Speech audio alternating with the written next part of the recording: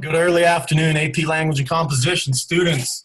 You might be able to tell from my background and my shirt that I'm a little excited about Rick and Morty coming back, the back half of season 4. 5 episodes beginning Sunday, May 3rd. I will be there.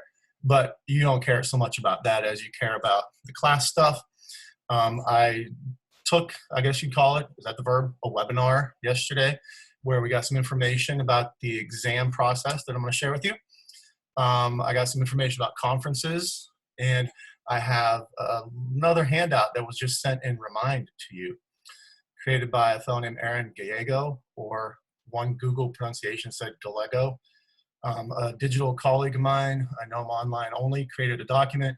I changed some fonts, fixed up some wording that I like, and it's all about rhetorical analysis, which will be our focus. Some of you were not happy about doing an argument last week, or actually a synthesis essay last week, but this is still a class, and there's a bunch of rhetorical analysis, but a couple of other things to do.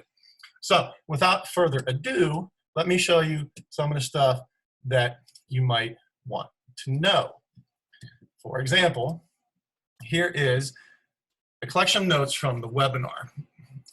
Next Monday, May 4th, during that week, I heard May 4th, then I heard during the week of May 4th, you will be able to do a testing demo to make sure that you will have the proper functionality for the exam that you'll be taking May 20th or maybe June 4th.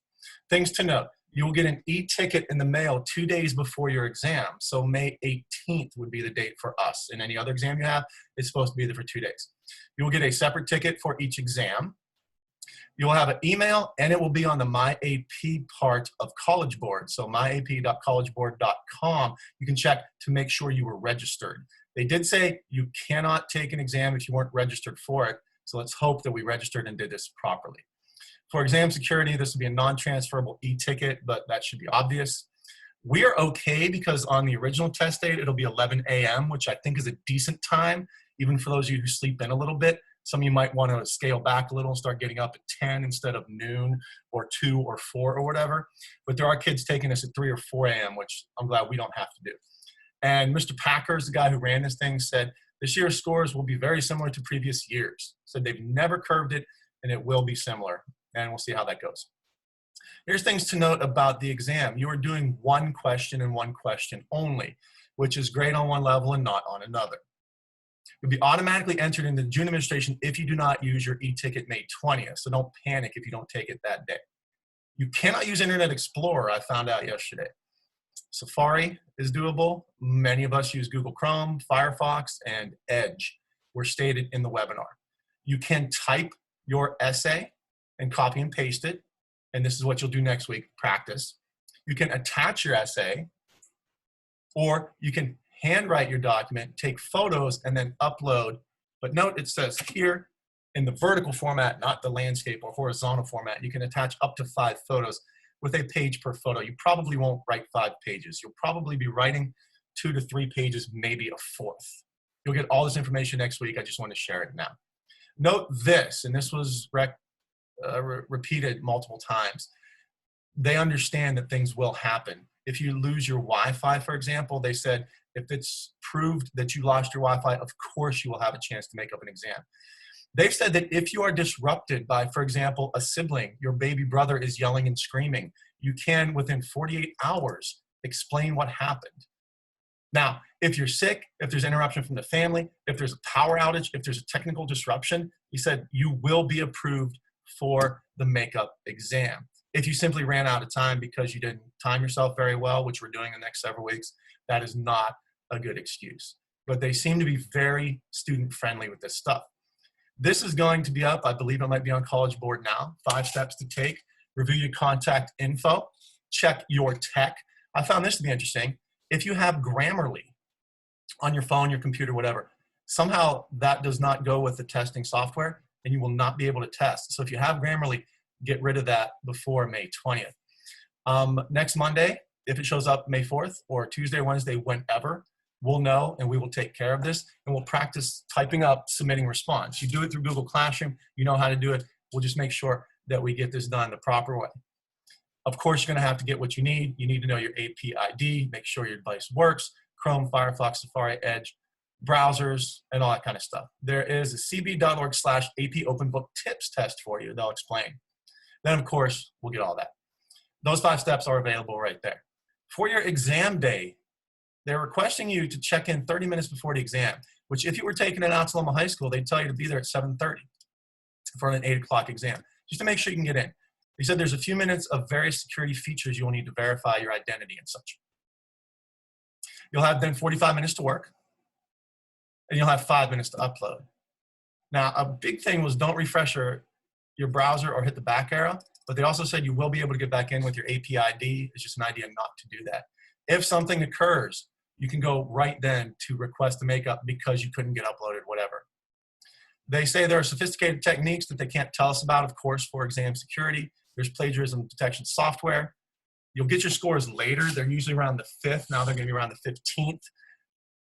I will get them too, which is cool. That hasn't happened in the past. And note this one, AP exam day docs. I will show you this. When I go there, I do not see English yet. But if you're taking other classes, you can do that.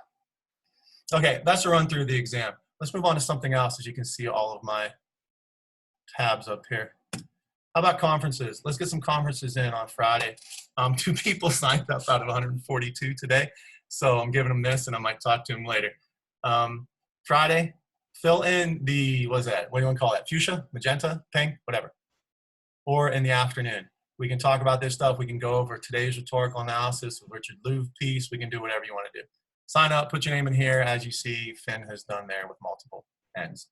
For today's assignment, remember, due at 4:01 p.m. Give yourself 45 minutes. If you take more than that, I don't have the detection software that they're using. But I would suggest do it like a practice exam. Treat it like May 20th. Print and annotate if you want. I don't think I referenced that, but yes, you can print out and annotate. You can use highlighters, which were never available in the past. You just can't use like me, for example. But please do that by 4:01 p.m. today, as you can see over here, and that'll be cool. Here's something I just sent you in Remind right before I started this. This is really cool. Bunch of colors. I changed some colors. I changed some wording because whatever. But things to note, and it's in the checklist. You can print this out and put it next to you on your table while you're taking the exam if you really want to. Things to consider. I'm not going to read this entire thing to you. Again, it's in your mind. It was sent just around noon. If you can check all this stuff off in the left and middle columns, you're good to go. And this could be your 5 to 7 minutes of preparation if you wanted to. Your intro and your open thesis. Think about an essence statement, then who, how, and what, which is pretty much your ATSO 3 type statement. You can use this for your notes on test day, for example. I've said multiple times in the conferences I've had with people, in class, the handouts you got first semester, go chronologically, begin at the beginning, go through the middle, end at the end. The author introduces by doing this, whatever it would happen to be. So consider 3 parts, which lends itself to a 5-paragraph essay, but it doesn't have to be exactly 5 paragraphs. It's all good. What can you find here? On the right side again, you'll see what choices are made here. Remember your space cat if you want. I'm going to change this. Put an S there for consistency's sake. Sometimes when I edit things, I need to edit more clearly. Now, note here, I have line numbers with a question mark. You do not need to use line numbers. It's nice, but you do not need to. You'll have one piece. It's not that long. Okay, things to note here. This is an example that this fellow wrote, and I changed this to pink because this is not necessary. So I put there, this is nice but not needed. If you get right to this point here, here we go with an essence statement and a thesis statement, and we're good to go. This chart of verbs is pretty cool here. Many of you got them from Ms. Bealey, Ms. Miller. I'm sure other teachers have done that. I may have given one beginning of the year. These are active present tense third-person verbs that you can use, and you can mix it up instead of going with, you know, say elucidates over and over. Elucidates here, clarifies there, whatever it would happen to be. Some information about body paragraphs for you. This is very similar to a handout I gave you in September, I know. And then the outro. You don't necessarily need a conclusion. I think if you want a sophistication point, it might be a good idea to have a sense of closure. But this would be one place where it's not exactly necessary. If you will recall, when we went over the Gandhi piece, one fella got the the thesis point by reiterating the thesis in the conclusion. So I gave you a couple examples there. You can reference her again by full name for the first time, blah, blah, blah. Here's the example of the prompt. Again, you'll have the introduction here. Abigail Adamson does this. In a well-developed essay, analyze the strategy she uses. This is not the exact same wording as it will be there, but we have that in the handout I sent you last week. It'll be around this length. It'll look kind of like this. Again, you can print it out, annotate it, whatever. But that's the example. And if you Google 2014 English language free response, you can see this and some student written essays also if you want to see them. And then at the end here, you know what, rock on. This is a key, of course. Do not state your opinion in that, you know, she was wrong, she was right, this is great. Don't worry about congratulating or anything. Okay, that seems to be that. That's what I wanted to tell you today. I hope we're all cool with everything. I miss y'all. I hope some of y'all sign up for conferences later today, later the week. Let's do this. We're focused almost completely on rhetorical analysis. Please remember to do your unit 7, and this is rhetorical analysis for Friday, so don't worry about synthesis or argument. And stay cool, be cool. Watch Rick and Morty Sunday if you're allowed. If not, don't. And rock and roll.